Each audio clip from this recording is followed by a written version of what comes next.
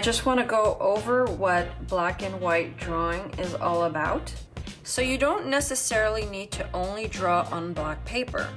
Like here, we have an image of an owl on a tree, and the background is black, and I did use white, but I also embellished the drawing with another marker, such as this type of marking from Bic. It's a marker made of copper.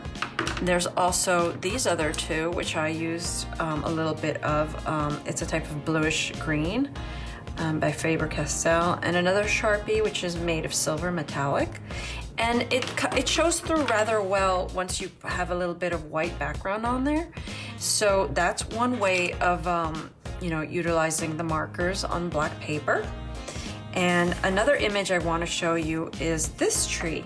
So it's kind of a weeping willow type tree, but it's more of a fantasy creation of an illustration. And another way to draw in black and white is also on different types of paper. So it doesn't always have to be black paper. It can also be this type of paper, which is tan. And this type of paper is actually in a bound book. So for instance, you can draw black and use white on a tan surface. And one other painting illustration I want to show you, sorry about that. One other illustration I want to show you is on a gray toned paper. And this paper is also a cardstock type paper. And I used my Sharpie on the background, and on the foreground I used in front of that black Sharpie foundation, I used white marker, and I made marks on that Sharpie.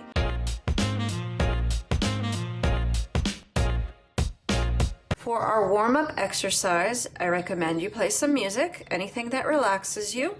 And we're gonna take one of our pens here, and we're gonna take our sketch paper in black, an extra one that we have lying around, and we're gonna use, for instance, this white gel pen.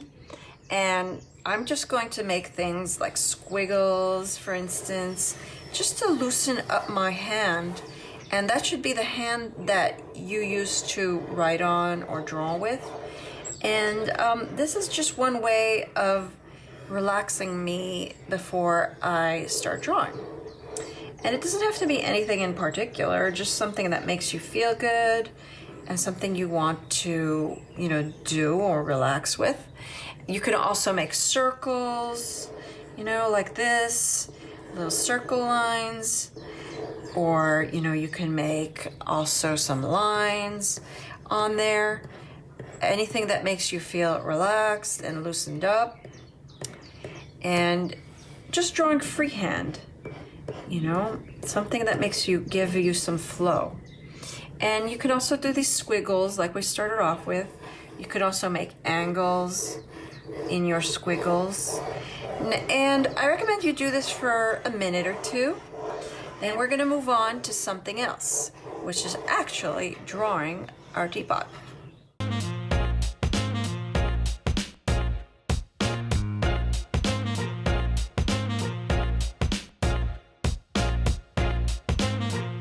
Now that I've loosened my hand up and I've gotten into the flow of things, I'm going to draw the kettle. And for the kettle, I'm going to use an upside down U for the base, and I'm going to make a little circular line at the bottom to connect the two ends. So that's the base of the tea kettle. And we are going to embellish this any way we want to on the inside. But for me, I already have a certain way of wanting to make it look, which is what I'm going to show you. So over here we have, the spout. And we're going to attach the arm part of it here. And you have to be careful because sometimes this white ink does not dry right away. So you have to be careful and not smudge it with your hand. So this is the base of the kettle, the spout, and then the arm part where you grab your tea kettle. And I'm going to make a little lid over here. And I'm going to make sure that the lid stays on like that. And I'm going to put a little top part here so that that's the part that you grab the top of the lid with. And I think I'm going to break it up, this part, the base, into a couple of sections. So the way I'm going to do that is I'm going to connect this one and draw a line through. And I'm going to put a stripe through here because in that stripe is what I'm going to put some decorations in. And there'll be decorations here and here, but mainly here. So what we can do now is add some flowers, or we can just paint this white.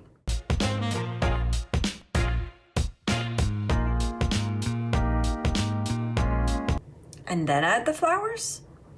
But it depends. You can just decide what you want to do first.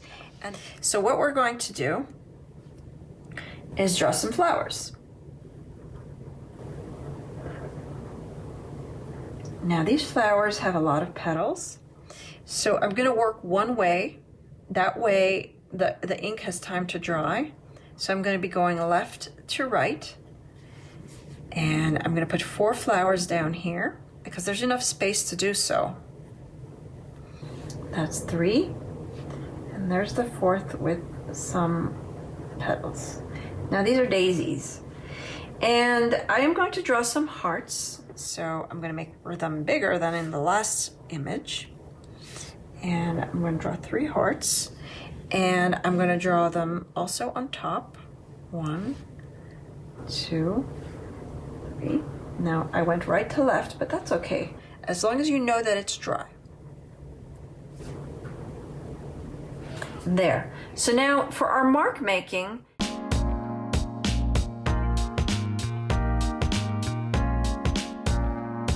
that is very interesting because this is the part that, you know, you can start to do cross hatching and learn how to do that a little bit because it gives a little bit of texture to your drawing.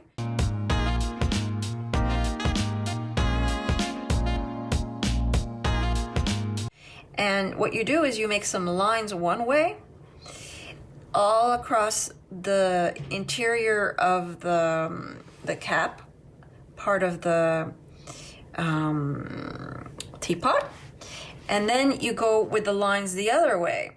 Now that's called cross hatching because they cross each other, the lines, and it looks like a hatch mark.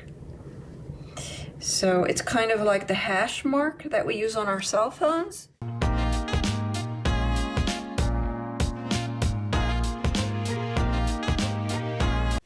So there you go. Now we have that.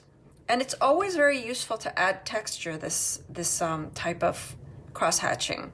These lines are going to be very important because people use them a lot for shading, for instance. Now we have that going on there. And then on the bottom, I'm going to do something that I did in the other design so that it looks very similar. And that is these little types of oval with points on them.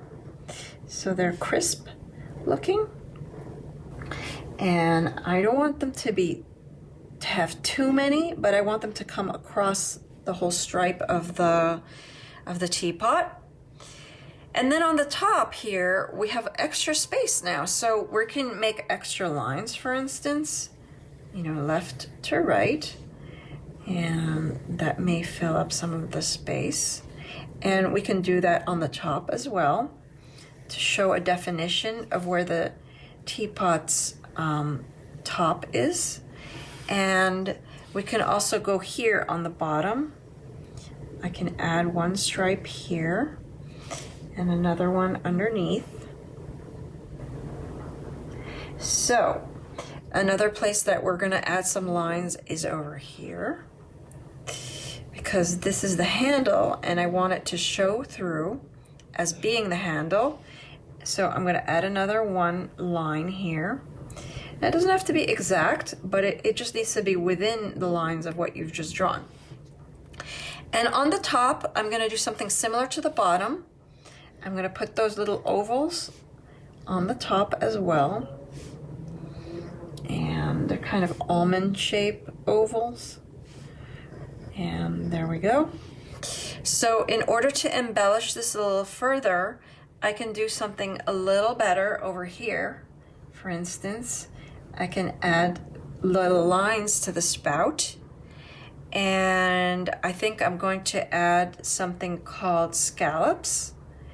And the scallops are going to run along the spout, all along the spout. And that is that. So now what I'm going to do is activate my paint, also with my paintbrush.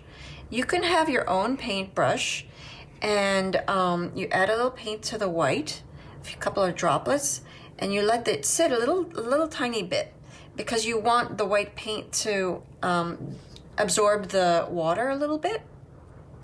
And here we're going to decide where on our painting we're going to add like a misty cloud of white.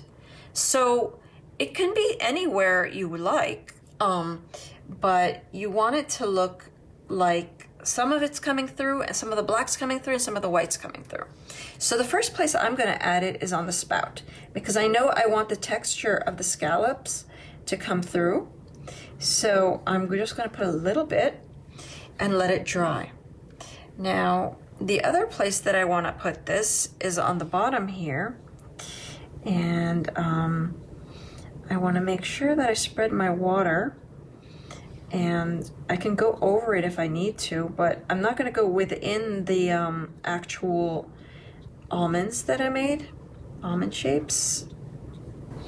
I'm just going to go around it, because I want that to be another space that's negative space.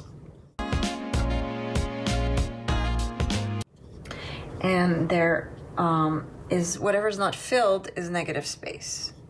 So that's this part.